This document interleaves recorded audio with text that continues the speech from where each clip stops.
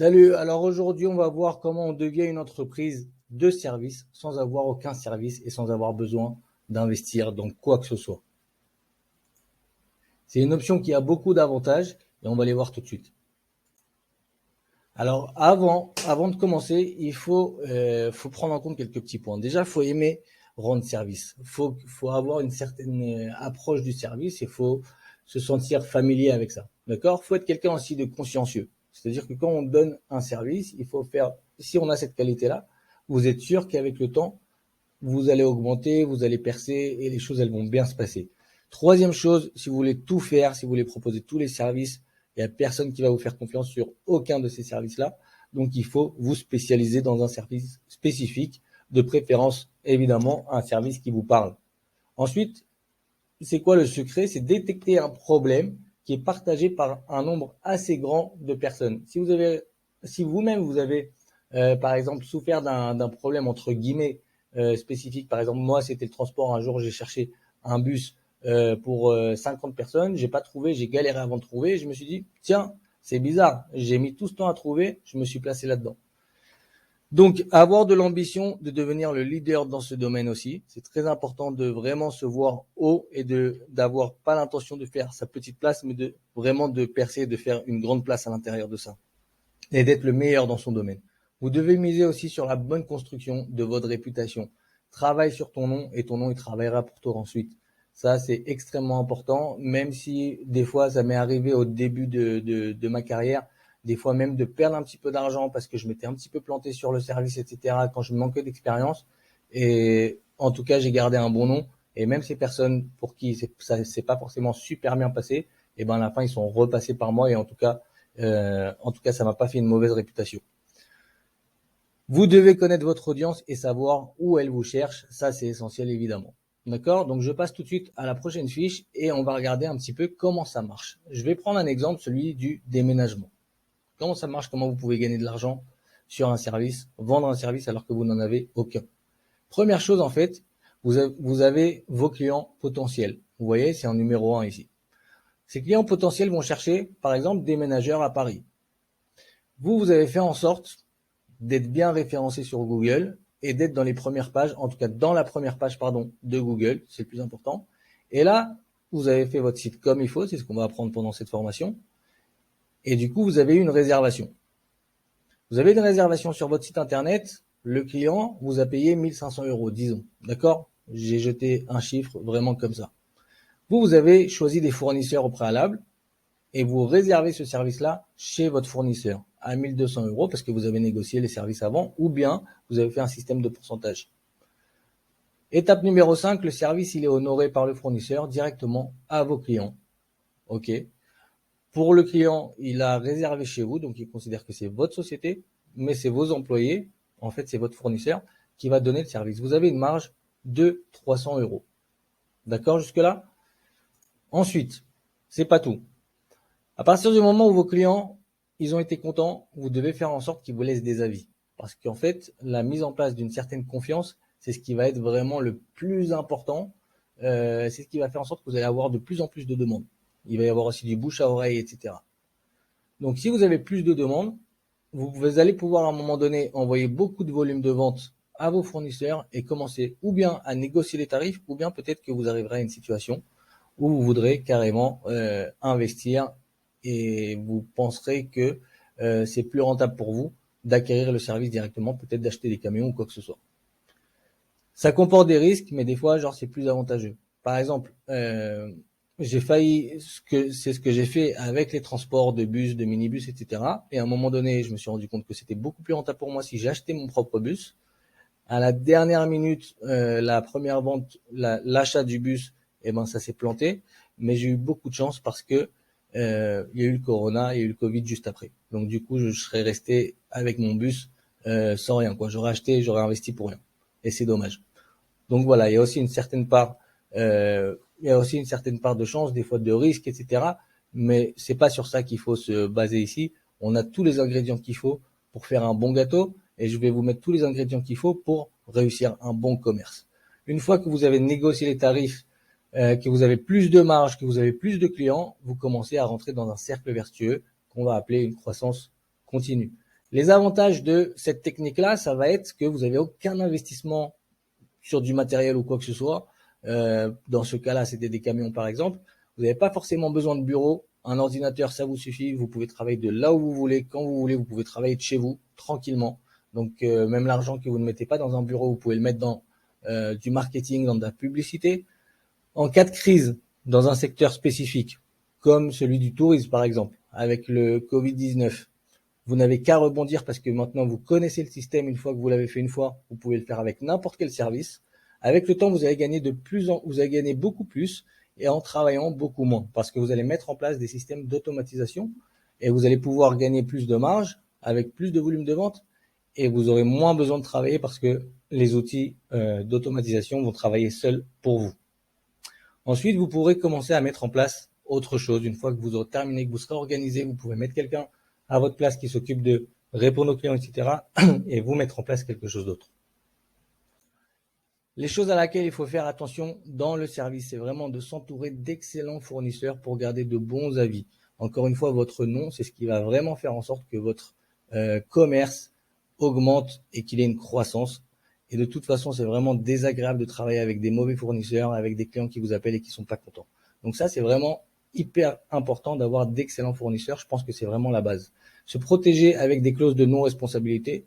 Bien sûr, vous contrôlez pas tout. Quand par exemple, là dans le système de déménageurs, si d'un coup un des déménageurs a cassé quelque chose, un vase de haute valeur, etc., vous devez faire en sorte que ce soit votre fournisseur qui soit mis en face de votre client si jamais il se passe quoi que ce soit. Donc, il faut vraiment faire en sorte que ces clauses-là de non-responsabilité, elles soient dites, elles soient stipulées et pour le client et pour le fournisseur, entre vous et le fournisseur et vous et le client.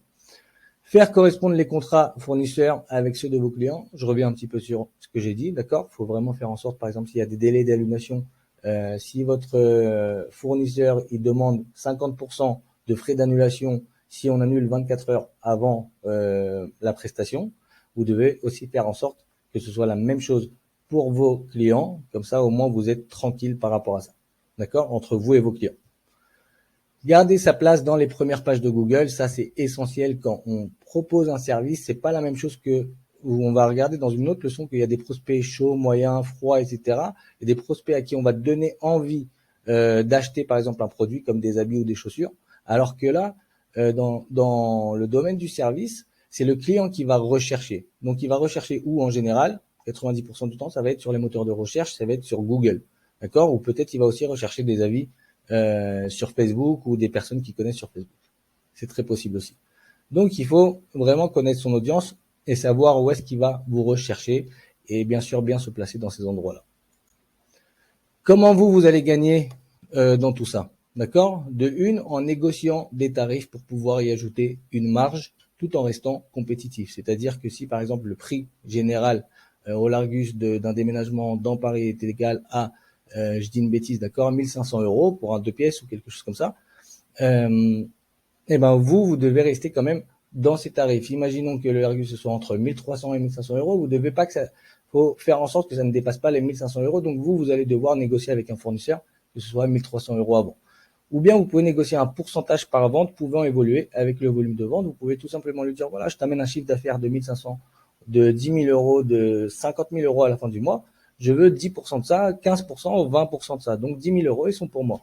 Sur un chiffre d'affaires de 50 000 €, vous avez un bénéfice de 10 000 € à la fin. D'accord? Ensuite, en négociant un pourcentage, vous avez une autre possibilité, c'est de négocier un pourcentage par vente. Plus, vous pouvez aussi rajouter une marge sur un service supplémentaire. Par exemple, sur l'assurance, vous pouvez proposer un service supplémentaire d'une écoute 24/24, etc. Vous pouvez vous permettre, par exemple, de rajouter une petite somme qui va augmenter votre chiffre d'affaires, etc. au fur et à mesure du temps. Des fois, ne regardez pas les petites sommes comme 50 € comme insignifiantes parce que lorsqu'elles commencent à s'accumuler, à la fin de l'année, on commence à avoir un chiffre d'affaires qui augmente. Et donc, il faut tout prendre en compte. Plus tard, vous allez aussi pouvoir payer, par exemple, des sommes globales plus avantageuses. C'est-à-dire que vous avez envoyé 50 clients, 200 clients à votre fournisseur.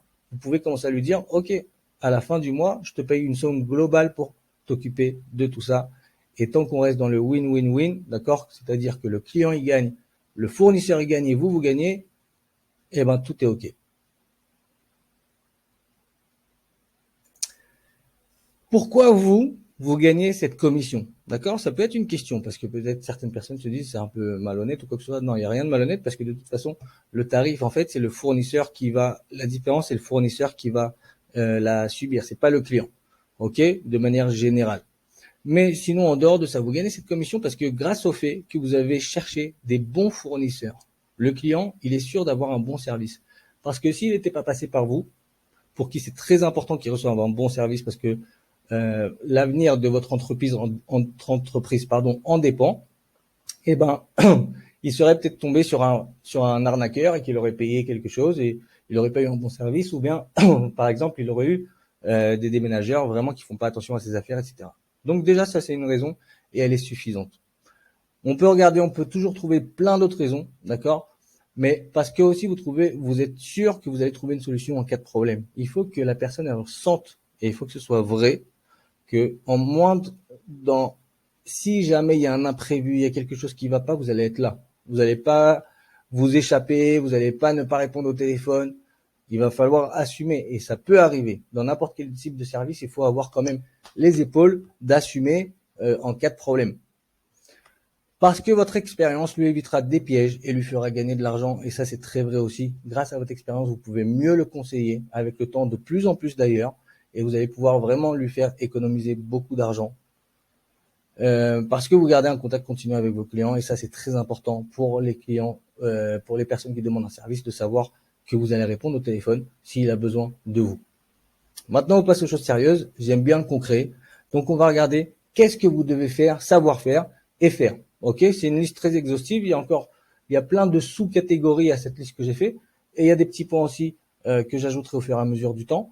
Mais d'abord, il faut savoir choisir un service gagnant, c'est-à-dire connaître son marché. Ok, il faut faire une petite étude de marché, vérifier si vous allez avoir assez de clients. Est-ce que vous répondez à un problème vraiment spécifique? Ok. Il faut choisir ensuite une audience adaptée, c'est-à-dire savoir où est-ce qu'elle est localisée, etc. Tout ça, chaque point ici, ça va être le fruit d'une leçon. Ensuite, on doit en savoir le plus possible sur cette audience. Encore une fois, où est-ce qu'elle se trouve, quel âge elle a, où est-ce qu'elle fait ses recherches en général, est-ce qu'elle paye sur Internet, est-ce qu'elle paye pas sur Internet. Essentiel de devenir le spécialiste, la spécialiste de votre domaine. Vous devez avoir réponse à tout. Vous devez savoir toutes les petites choses, vous savez, il y a des choses que quand on rentre à l'intérieur d'un métier, on commence à connaître des choses que les personnes qui sont en dehors de ce métier-là ne connaissent pas du tout et qui peut faire en sorte que vous allez avoir énormément de valeur ajoutée parce que vous allez aider et mieux conseiller votre clientèle grâce à ces petites connaissances, à ces petites choses et à cette spécialisation. Bien sûr, il faudra créer un site internet, donc ce sera une leçon entière avec pas mal de chapitres en passant par la page d'atterrissage, la page de vente, les installations de tout ce qui est paiement, etc., système de paiement et réservation, etc., la création de vos réseaux sociaux, se référencer sur les moteurs de recherche, donc comme je l'ai dit, essentiel, trouver des bons fournisseurs, anticiper les situations et y trouver des alternatives adéquates. Donc vous devez penser à tout ce qui peut se passer. Ça ne s'appelle pas être pessimiste, ça s'appelle prévoir, être prévoyant sur ce qui pourrait y avoir comme cas et justement faire en sorte que ça ne va pas, que vous aurez une solution à tous ces cas-là. Vous serez beaucoup plus serein en plus de ça. Établir des contrats entre votre site et le fournisseur et les fournisseurs, ou bien le fournisseur ou les fournisseurs. Il faut toujours en avoir plusieurs, je conseille, et votre site et les clients. D'accord? Technique de vente orale et digitale, ça veut dire vous devez connaître, quand même créer une certaine déballe de vente si jamais c'est des appels entrants, si c'est des personnes qui font des demandes pour des demandes de devis, ou si c'est peut-être pas forcément des réservations directes, c'est peut-être parfois des demandes de devis. Par exemple, pour le déménagement, c'est très dur de faire vraiment un devis très précis. Il faut avoir, à moins qu'on ait vraiment un formulaire très poussé et assez long, etc. Mais bon, c'est possible, d'accord? Mais si vous allez avoir un contact à l'oral, vaut mieux que vous soyez préparé et que vous sachiez vous exprimer et poser les bonnes questions pour avoir le plus de résultats possible. Il y a aussi les techniques de vente digitale, c'est-à-dire l'offre, d'accord, créer une offre irrésistible, faire en sorte que les gens arrivent à une situation où ils peuvent même pas dire non, d'accord. Ce serait bête de dire non parce qu'ils ont tous les avantages devant eux et le moins de risques possible. Et du coup, ensuite, la mise en place d'automatisation et de votre CRM de gestion. Vous devrez à un moment donné commencer à gérer vos clients plein de clients. D'accord? C'est ce que je vous souhaite et vous allez réussir.